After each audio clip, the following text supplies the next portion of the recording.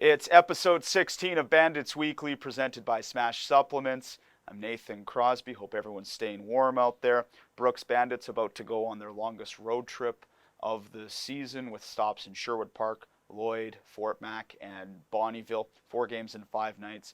And they're coming off 2 road wins last weekend in Olds and Drumheller, so going 19 days between home games. Looking forward to January 20th being back at the CRA for Parents Weekend, which will be our first home game in a while. We've got a great episode for you today with 2 special guests. Zach Oniscu, who was just traded to the Brooks Bandits a few days ago from the Spruce Grove Saints, will be joining us. And we're going to check in with Aiden Fink, who's tearing it up at Penn State. The Nashville Predators draft pick will be joining us a little bit later on the episode of Bandits Weekly, which is presented by Smash Supplements, where you can get everything you need to power through your day and level up. Located in downtown Brooks, open Monday to Friday 10 to 6 and Saturday 10 to 4. So the trade deadline has come and passed. It was on Wednesday. The Bandits made a huge trade, a 3-team trade. They acquire Alex Shivler, goaltender from the Okotoks Oilers, and about an hour later, it was announced that Shivler was then traded to the Spruce Grove Saints for Zach Oniscu.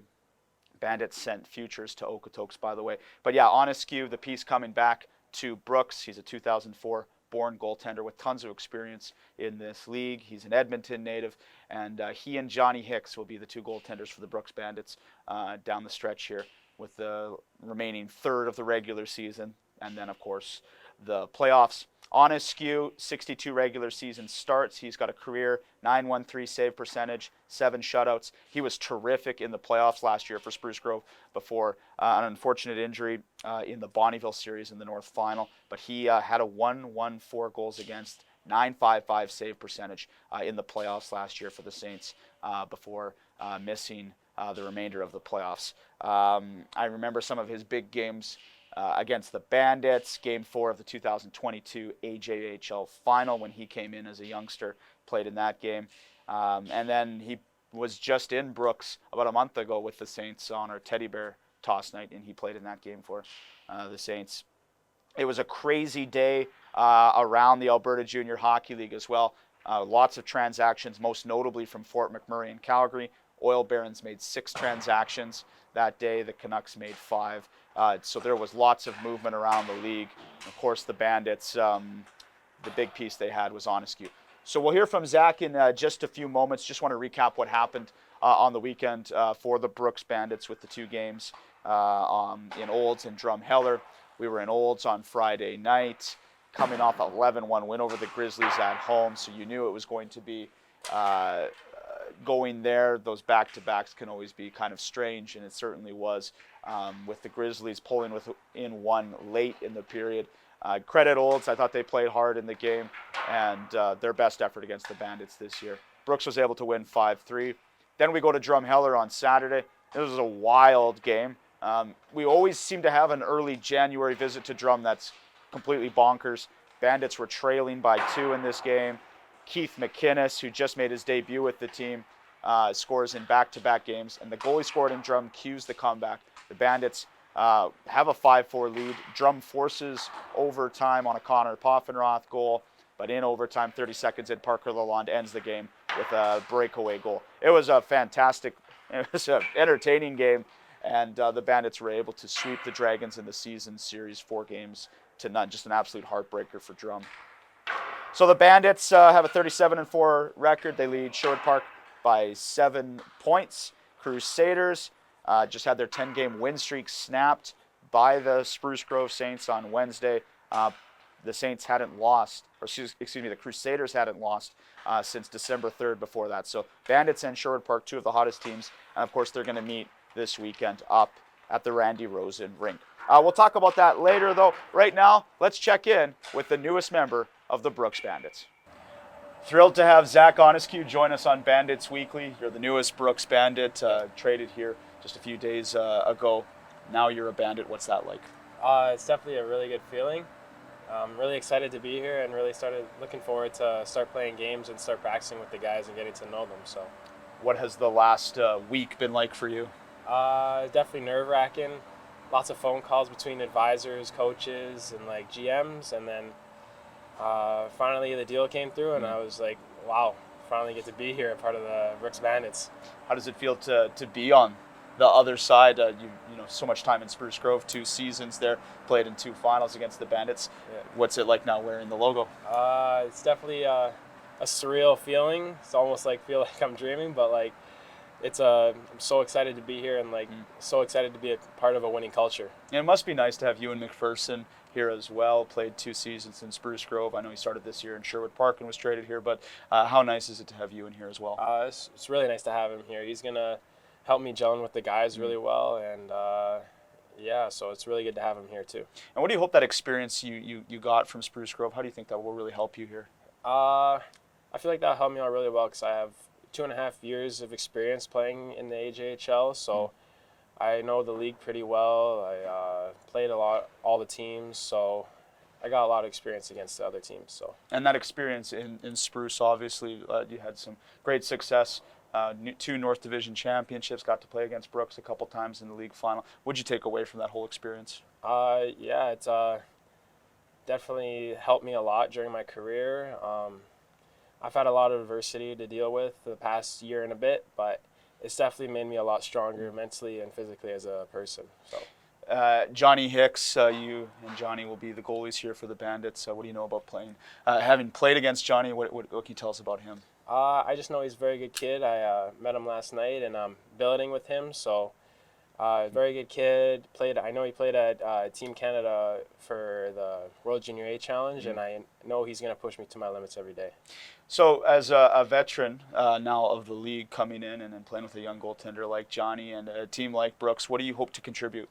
I hope to bring my A game every day for the team so they can better themselves and I can better myself. And yeah, I was looking forward to playing for the team and stuff. So, what can you tell us about yourself besides you're a goaltender? We know that, but what else are you into? Some things about your personality? Anything you could share some insight on? I'm a very hard-nosed working kid. I always worked hard growing up, and love the game so much. So, it's just very happy to be here and be a part of this team now. How about your family? What was their reaction to when they found out you were coming to Brooks? They were definitely very excited for me. Probably my dad was more excited than I was, to be honest. So, but I was still excited as them, and yeah, they're very happy for me and what I've done so far. So. Well, we got Parents Weekend a week and a half from now, so hopefully, do you think they'll be able to make it out? Oh yeah, they'll be able to make it out. Yeah. Perfect. Yeah. And hopefully it'll warm up by then when they come down here. Yeah. That's awesome. Yeah. Zach, we're thrilled to have you as a member of the Brooks Bandits, and I can't wait to see you on the ice. All right. Thank you very much. It's Bandits goaltender, Zach Oniscu. Big thanks to Zach Oniscu for joining us on Bandits Weekly. Welcome to Brooks, Zach, and the Onyskiw family. Can't wait to meet all of you. So before we get to our interview with Aiden Fink, just a couple notes. Mirko Budazzoni on a tear. He had 19 points in 9 games. The Bandit forward was named the AJHL Player of the Month in December, and I think Mirko has certainly entered the chat for the AJHL MVP race. You got to think of guys like Sam Huck from Okotoks, Brendan Ross from Blackfalds, and I think Mirko certainly is going to be in that discussion as well as we approach the end of the season. Logan Sawyer won the AJHL Rookie of the Week award for the 5th time this year. That was the week of January 1st to 7th.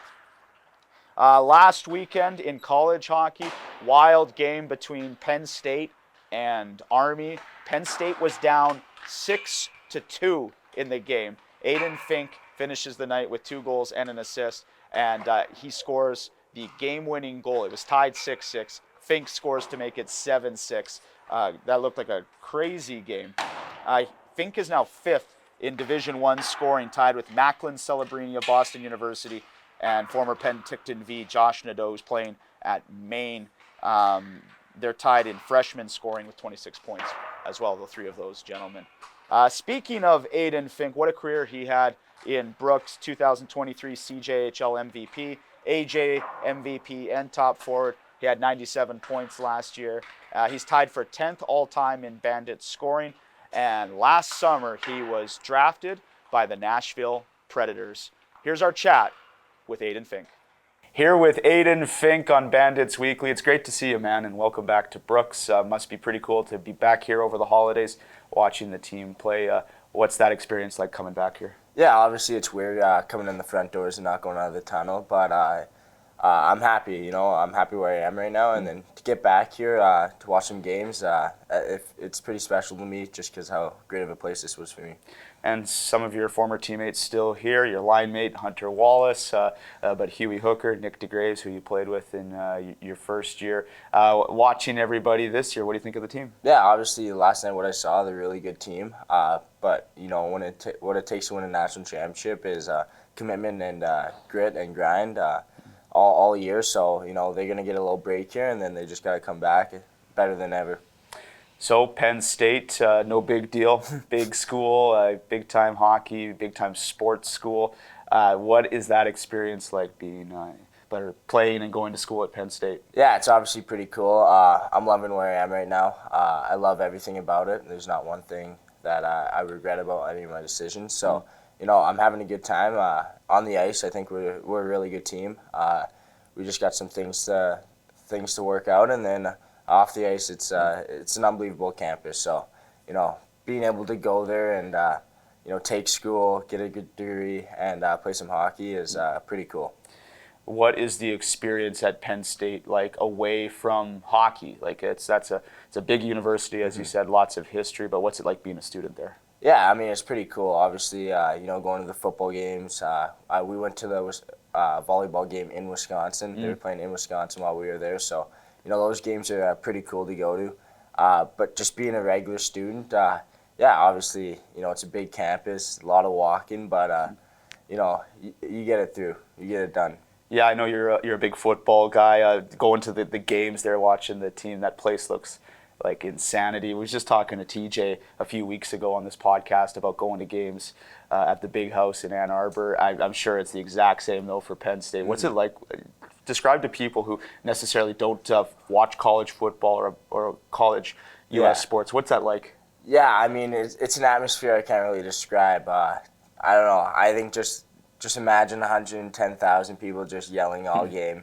It's a pretty big stadium, and being able to go to that stadium is pretty cool. And then, just the football games are they're really good. Everyone's good on that field. So, seeing that how they did this year, it was fun to watch them. How much do you guys interact with the other sports teams, the football team, basketball, other sports? Do they come watch the hockey games as well? Yeah, I mean a lot of. We're pretty good friends. All the freshmen at different sports players are pretty good friends. Obviously, we have class together, and we have this study hall center together, so we became pretty close. And then, I think everyone just goes watch different sports all the time. I know, like I just said, we went to watch the Penn State versus Wisconsin playoff game, volleyball game in Wisconsin. So, I think we all support each other, and then, it's great. It's great. Did Penn State win that volleyball game? Unfortunately, they did not. Wisconsin's a really good team, but they tried their best and they just came up short. Speaking of the Big Ten, I mean it's such a good hockey conference, and your former teammate TJ Hughes is in that conference at Michigan. That's got to be pretty weird, but he's obviously like yourself having great success there. Yeah. Obviously, it's pretty weird to see some teammates playing in the same conference as me. It was fun to play against Tej at Yost. We split that series, so it's a good time. It was awesome to see him after the game. We haven't talked in a while, but it's good to see him after the game, and it's definitely weird that having teammates in the same conference. All right, let's go back a bit and talk about your journey before Brooks, NAX, and then you come to the Bandits. I remember that signing announcement. We were still kind of going through all the COVID stuff. But just tell me about that experience, the path you took playing in the CSSHL that ultimately led to Brooks. Yeah, obviously, I can't remember what year, but I think it was minor midget. I went up to NAX to play there. We had a really good team. Unfortunately, COVID took out the playoffs, and we couldn't play the playoffs, which was unfortunate. But having COVID throughout those years, coming up here for training camp the next year. Being able to see what the junior life in Brooks is like really was an eye-opening for me. And then, getting sent back to NAX, I just felt at the top of my game, and then being called back up here at the end of it for an AP just to practice, it was pretty special. Get to learn from all the older guys and that stuff. So, that was good. And then the next year was year one for me.